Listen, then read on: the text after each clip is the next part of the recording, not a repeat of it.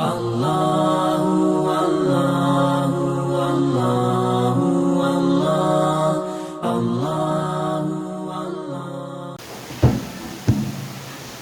Assalamualaikum warahmatullahi wabarakatuh.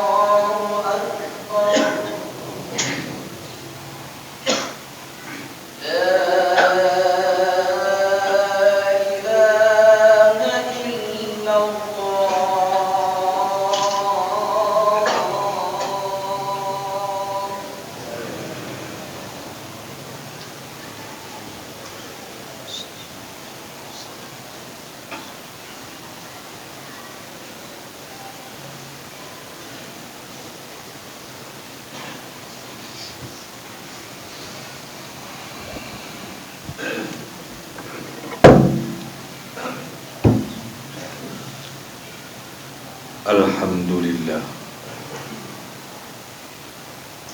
Alhamdulillahi ala in'amihi wa ihsani.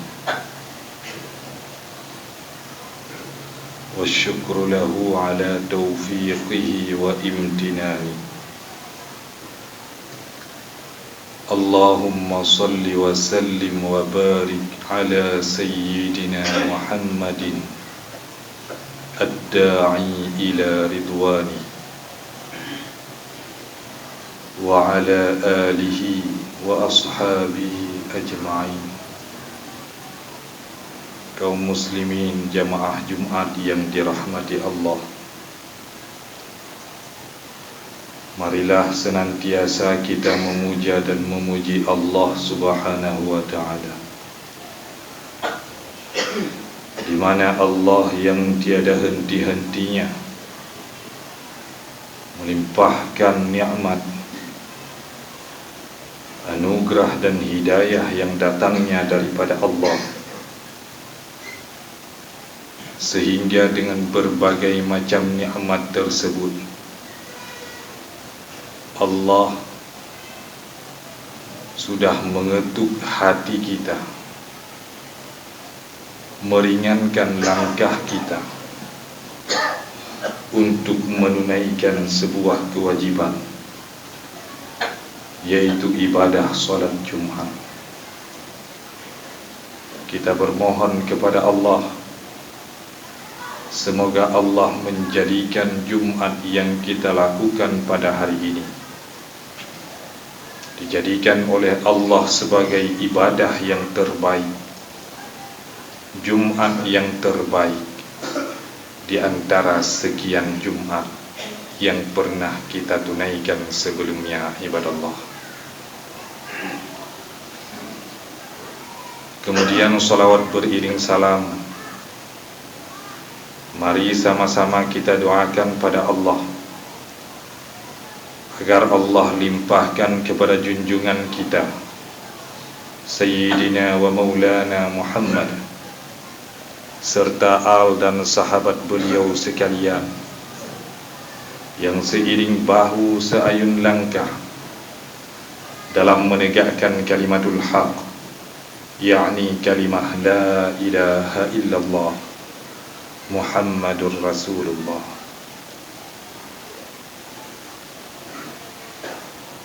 Abi Imam Syekh yang saya muliakan, serta kaum muslimin jamaah Jumat yang dirahmati Allah, dalam setiap kesempatan Jumat, bahkan umumnya dalam sesi ta'lim Rasulullah sallallahu alaihi wasallam, beliau sallallahu alaihi wasallam senantiasa membuka ta'limnya, bahkan Jumat di dalam ibadah pekannya, dengan mengingatkan umatnya semenjak dari generasi sahabat yang kemudian diteruskan oleh generasi setelahnya, dengan mengingatkan umat agar senantiasa meningkatkan takwa kepada Allah Subhanahu wa ta'ala. Jumat ke Jumat, ta'lim ke ta'lim, pertemuan ke pertemuan, tidak luput pembuka ta'limnya Nabi sallallahu alaihi wasallam, bahkan khutbahnya, kecuali dengan mengingatkan umat agar senantiasa meningkatkan takwa kepada Allah. Hadirin, pertanyaannya, dari sekian takwa yang diingatkan oleh Rasulullah, dari sekian takwa yang dihadirkan dari semenjak zaman Rasulullah sallallahu alaihi wasallam sampai dengan hari ini, pernahkah kita kemudian bertanya, apa hakikat dari takwa itu? Apa faedah dari takwa itu? Manfaat dari takwanya, sehingga menyohana penting mustahil diingatkan dalam setiap pekan. Kalau tidak penting, mustahil diingatkan dalam setiap kesempatan. Setiap pekan diulang, setiap kesempatan dituangkan. Apa hakikat dari takwa dan faedahnya untuk kehidupan harian kita, ibadah Allah? Atau jangan-jangan setiap Jumat kita datang ke masjid, mendengarkan tausiah dari khatib, mendengarkan wasiat ittaqullah, ittaqullah, ittaqullah dari khatib, kemudian sholat 2 rakaat, lantas pulang begitu saja. Tidak ada faedah dari kalimah takwa yang disampaikan oleh khatib yang tertanam di dalam jiwa kita, yang tertancap di dalam jiwa kita, sehingga manfaat dari takwa itu tidak dapat kita raih di dalam kehidupan harian kita, ibadah Allah. Hadirin kaum muslimin jamaah Jumat yang dirahmati Allah, ketika Rasulullah sallallahu alaihi wasallam mengingatkan sahabatnya untuk meningkatkan takwa kepada Allah, maka Al-Quran memberikan pesan. Ada beberapa keistimewaan di balik pesan takwa yang disampaikan oleh Rasulullah. Ada beberapa kelebihan, manfaat-manfaat daripada takwa yang disampaikan oleh Rasulullah kepada para sahabatnya. Apa di antaranya? 1. Wa may yattaqillaha yaj'al lahu makhraja. Wa may yattaqillaha, man isim mausul yang ditunjuki di akhir am. Artinya siapapun kamu, apapun profesimu, apapun pangkatmu, selama engkau mau meningkatkan takwa kepada Allah, yaj'al lahu makhraja, maka Allah akan memberikan jalan keluar, memberikan solusi-solusi dari setiap kesulitan-kesulitan yang kamu alami di dalam kehidupan. Hadirin, ketika Allah menjamin untuk memberikan jalan keluar, solusi dari setiap permasalahan yang kita alami, maka solusi itu, jalan keluar itu, Allah gambarkan dalam bentuk nakirah, makhraja, tidak menggunakan alif lam. Nakirah artinya umum, seakan-akan Allah ingin menyampaikan badanya, hai manusia, menyogada na kesulitan di dalam rumah tangga, engkau punya permasalahan di kantor, engkau punya permasalahan dalam tugas sehari-harimu, engkau punya kesulitan dalam berkehidupan sosial di dalam masyarakat. Kata Allah, sesungguhnya solusinya mudah, tenaganya tidak banyak, biayanya tidak mahal. Engkau tingkatkan takwa kepada Allah, maka kami berikan jalan keluar dari setiap kesulitan yang kamu alami di dalam kehidupanmu. Karenanya hadirin yang dirahmati Allah, ketika khatib mengingatkan di dalam wasiatnya dengan kalimah ittaqullah, tingkatkan takwa kepada Allah, sesungguhnya kita sedang diajak untuk merenung atau mengingat. Jangan-jangan di antara kita yang hadir di masjid yang mulia ini, barangkali ada di antara kita yang punya permasalahan di dalam rumah tangganya, yang punya permasalahan di kantornya, yang punya permasalahan dalam berkehidupan sosial masyarakat. Kedudukan kita boleh tinggi, harta kita boleh banyak, rumah kita boleh luas, harta kita begitu melimpah. Tetapi kalau misalkan ada kesulitan, permasalahan yang belum kita temukan jalan keluarnya, barangkali bukan karena jabatan kita yang kurang tinggi, bukan karena harta kita yang kurang banyak, kita kurang takwa di hadapan Allah Subhanahu wa ta'ala. Karena itulah hadirin, tingkatkan takwa kepada Allah. Allah lah yang akan memberikan jalan keluar, memberikan solusi dari setiap kesulitan yang kita alami di dalam kehidupan. Itu yang pertama. Yang kedua, wa yarzuqhu min haitsu la yahtasib. Kata Allah, jangankan yang bersifat mental, yang bersifat materi pun dalam bentuk harta dunia, min ghairi la yahtasib.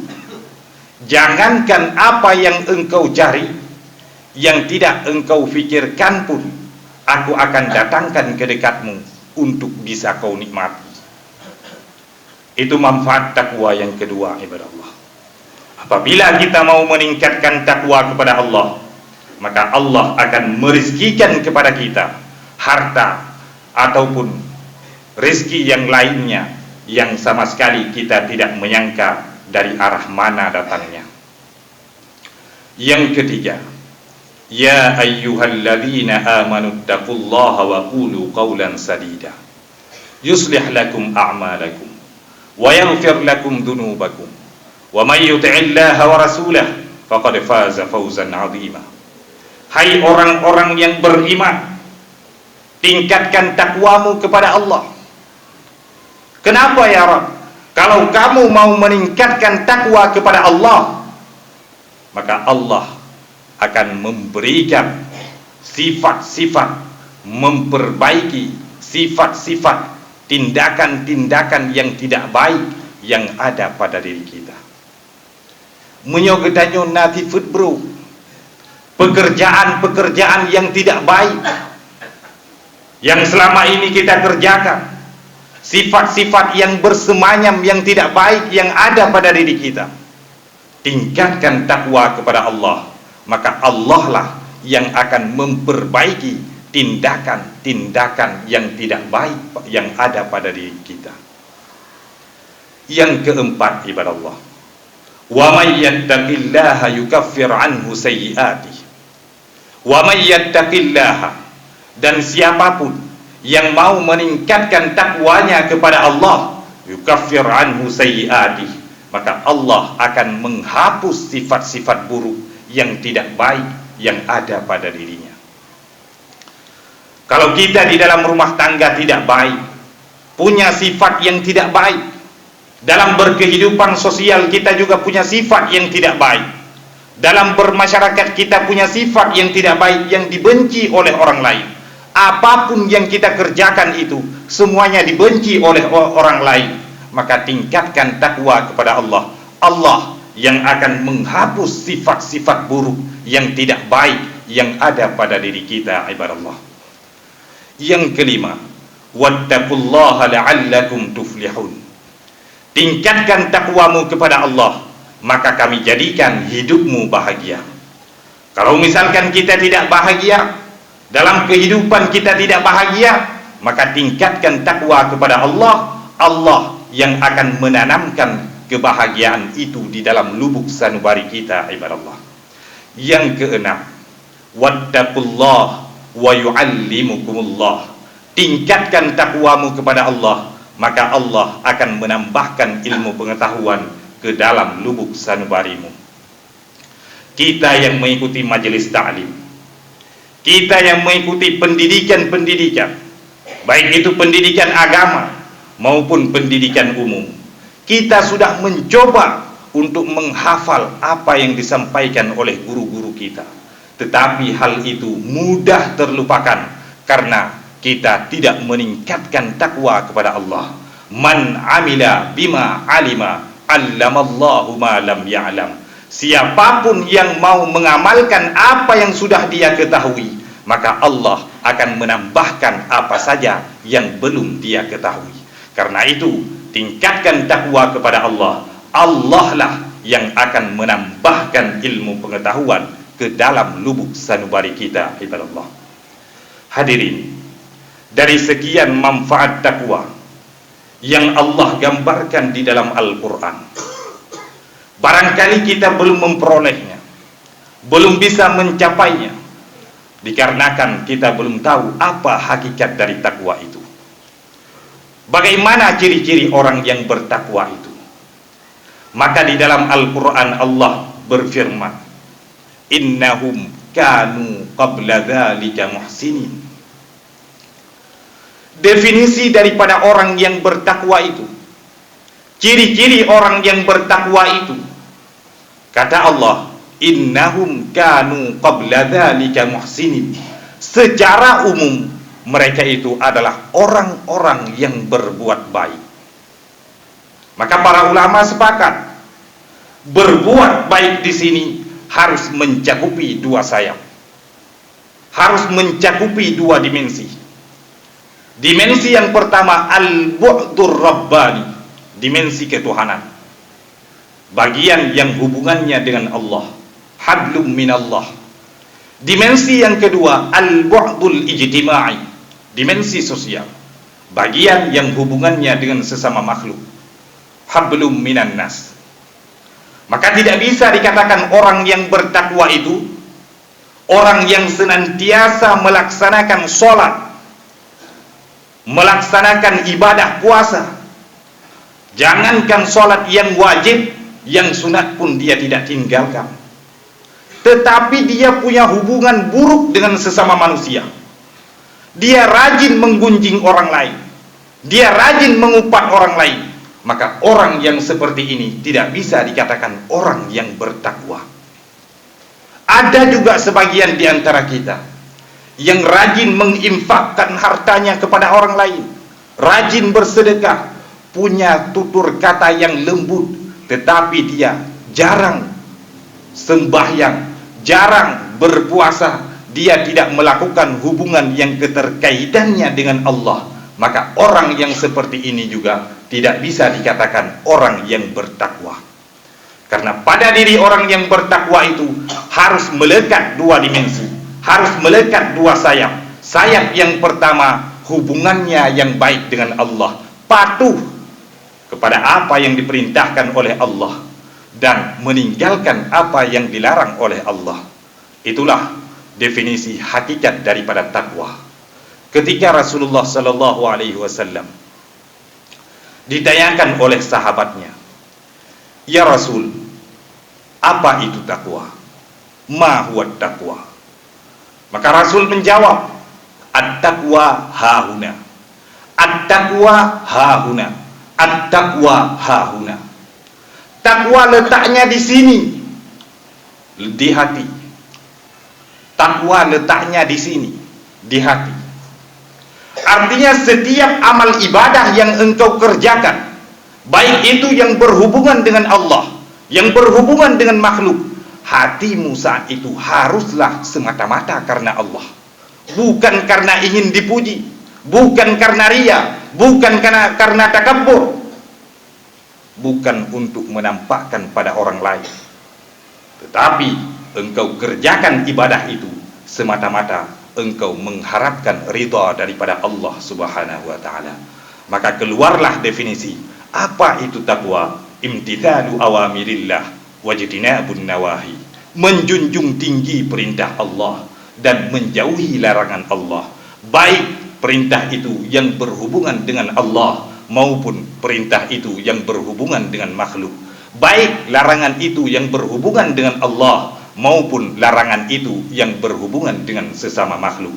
Maka orang yang bertakwa, orang yang menjauhi segala larangan Allah, mengerjakan perintah Allah, maka manfaat-manfaat dari apa yang telah Allah abadikan di dalam Al-Quran, insya Allah akan kita raih akibat sebab daripada takwa yang melekat pada diri kita, ibadallah.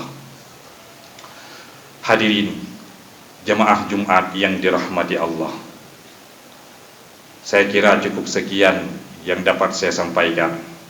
Alhamdulillah, alhamdulillahilladzi amarna bittaqwa wa nahana 'anit ittiba'il hawa, fa innal hawa yudillu sahibahu 'anil huda, fa innal huda hudallahi huwal huda. Allahumma salli wa sallim wa barik ala sayyidina Muhammadinil Mustafa wa ala alihi وأصحابه ذوي الهدى والتقى. أما بعد فيا معشر المسلمين رحمكم الله، اتقوا الله اتقوا الله اتقوا الله اتقوا الله حق تقاته ولا تموتن إلا وأنتم مسلمون. وقال الله سبحانه وتعالى وبقوله يهتدي المهتدون: بسم الله الرحمن الرحيم. يا أيها الذين آمنوا اتقوا الله حق تقاته ولا تموتن إلا وأنتم مسلمون. بارك الله لي ولكم في القرآن العظيم، ونفعني وإياكم بما فيه من الآيات والذكر الحكيم، وتقبل مني ومنكم تلاوته إنه هو السميع البصير. ادعوا الله يستجب لكم.